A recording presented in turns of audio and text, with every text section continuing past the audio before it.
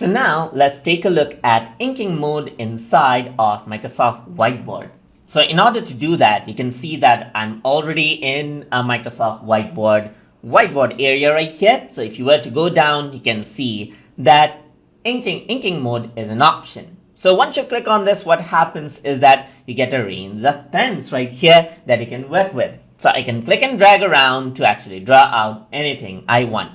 I can choose a different pen right here, click and drag around, and that is how I can draw. Similarly, I can go around, and here you can see that there's different colors, and there's even a rainbow color that you can use. You can use the scroll mouse button to zoom in or zoom out as well, and then draw out accordingly. So you can go around, and there's a highlighter pen over here as well, as you can see.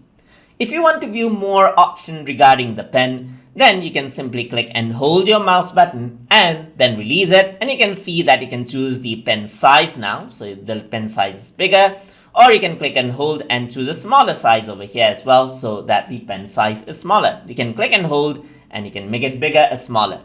You can also choose the color over here. Let's say, for example, you don't see any purple right here, but if I were to click purple here, then you can see that I can go around and then change it to purple.